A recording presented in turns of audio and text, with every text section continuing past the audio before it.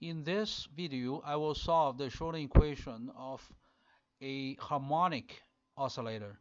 The potential energy of a harmonic oscillator is half kx squared, where k is the force constant and x is the displacement of the harmonic oscillator, such as a spring. This equation can be proven given Hooke's law. The time-independent Schrodinger equation for one particle harmonic oscillator is this. On the left-hand side, you have H psi. H is the Hamiltonian operator, H is the kinetic energy operator, plus the potential energy operator. And for a two-particle harmonic oscillator, we have to replace m with mu. Mu is the reduced mass of the two particles. And 1 over mu equals 1 over the mass of particle 1 plus 1 over the mass of particle 2. The general solutions for the above Schrodinger equation over here is this. The wave function is equal to the normalization factor times a polynomial function times exponential function. Over here, alpha is equal to the square root of k times mu over h bar. K is the force constant, mu is the reduced mass, h bar is the reduced Planck constant, h bar equals h over 2 pi. A sub n is the normalization factor, which ensures the integral of the squared modulus of psi equals 1. And this h is the Hermite polynomial function, and h has the form of this, negative 1 to the power of n, and then times e to the power of x squared over 2 times the nth derivative of this Gaussian function. So we plug in n equals 0, 1, 2, and we can obtain this Hermite polynomial function. And then we include the normalization factor, the exponential function. We have psi of 0, that's the ground state, equals this normalization factor times the Gaussian function. Psi of 1, the first excited state. Again, normalization factor here times x times Gaussian function. What's the biggest difference here? This one is an even function, this one is an odd function. How about psi of 2? Psi of 2 is an even function. It's this normalization factor times a polynomial function times this Gaussian function, and so on. In the ground vibrational state, we have this psi equals simply this e to the power of negative alpha x squared over 2. I omitted this normalization factor because the normalization factor is not important when we determine the vibrational energy. So when we try to determine the vibrational energy, we need to apply this Hamiltonian to this wave function. So over here, that's what we did. This is the kinetic energy operator applied to psi. This is potential energy applied to psi. So we just need to evaluate the second derivative of this Gaussian function. So how can we do this? It's very simple. The second derivative is the first derivative of the first derivative. So the first derivative of this Gaussian function is simply negative alpha x times the Gaussian function using the chain rule. And then we need to just evaluate the first derivative of this function using the product rule. So first we take this negative alpha out of this first derivative. Therefore we have this positive alpha h bar squared over 2 mu outside. And then the product rule tells us we just need to take the first derivative of x, which is 1, times this guy, we got this. And then x times the first derivative of the Gaussian function. And we got it before, it's just this. So this guy times x, we have negative alpha x squared times the Gaussian function. I'm just copying this potential energy times the wave function here. And over here, we just need to separate these two terms. We have these two terms, and then this potential energy here. And then we plug in alpha equals the square root of k mu over h bar here and here. And over here, we have alpha squared. That's why we have this square root of k mu over h bar, and then this whole thing squared. So if we pay attention to this expression, you have k mu over h bar squared times h bar squared over 2 mu. That's just half k. So this part is simply half k. And then this term and this term cancel. We have only one term left, which is here. And we can simply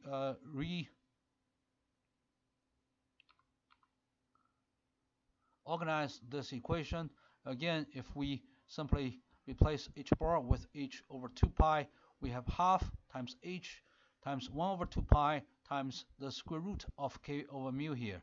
And that's simply just half times h nu. Nu is the frequency of the harmonic oscillator, and nu equals 1 over 2 pi times the square root of k over mu.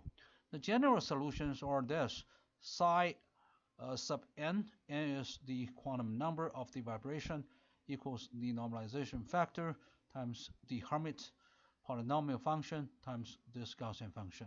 The energy of this harmonic oscillator is n plus half times h nu, and n can be 0, 1, 2, and so forth.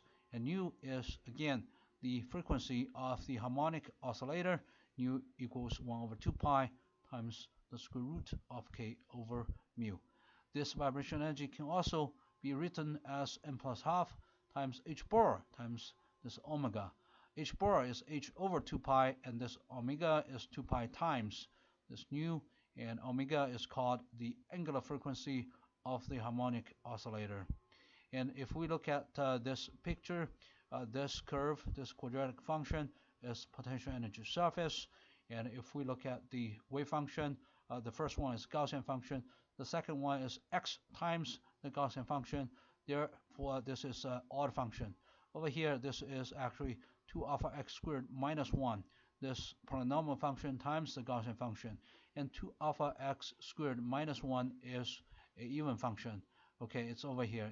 This is an even function. And then we can have this energy levels. Over here, this guy is half h nu, or 1/2 of h bar times omega.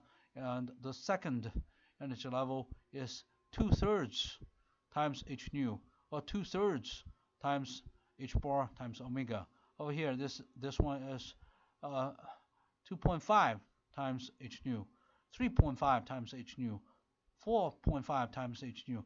Again, the energy spacing is just h nu, where nu is the frequency of the harmonic oscillator. But pay attention here, the lowest possible vibration energy is not 0, it's 1/2 h nu, or 1/2 h bar times omega. And let's look at the tunnel effect. So this is potential energy. The region outside this potential energy curve tells you the wave function is non-zero outside this classical physics limit. So in this region, the kinetic energy of the harmonic oscillator is negative. The potential energy of the harmonic oscillator is greater than the total energy of the harmonic oscillator. The higher the energy, you see more tunneling effect. So one question for you, which of the following molecules has the largest infrared frequency in the IR spectrum? HCl or DCl, CC double bond stretching or CC single bond stretching?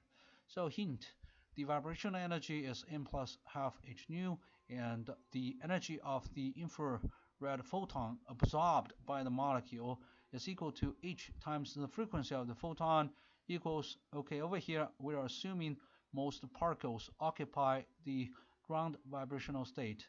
So after they absorb a photon, the molecule is excited vibrationally to n equals 1. So the difference between these two vibrational energy levels happens to be just h nu. This is the spacing of the different vibrational energy levels. And this nu is the frequency of the harmonic oscillator. Nu equals 1 over 2 pi times the square root of k over mu. K is the force constant. Mu is the reduced mass. Therefore, the frequency of the infrared photon absorbed by the molecule is 1 over 2 pi times the square root of k over mu. So if we look at these two molecules, they have the same k, but this DCl has a larger mu. Therefore, this DCl has lower infrared frequency. Compare this to CC double bond versus CC single bond. They have the same mu, but CC double bond has a larger k. Therefore, CC double bond has a larger infrared frequency. And if you took organic chemistry, you know, this CC double bond has a infrared wave number of around 1600 wave numbers. CC single bond stretching is roughly 1100 to 1200 wave numbers. And you can tell the ratio between 600 and 1200 happens to be roughly the square root of 2, assuming the K, the force constant of the double bond, is roughly twice the force constant of a single bond. And then the wave number of a CC double bond is roughly square root of 2 times the wave number of a CC single bond.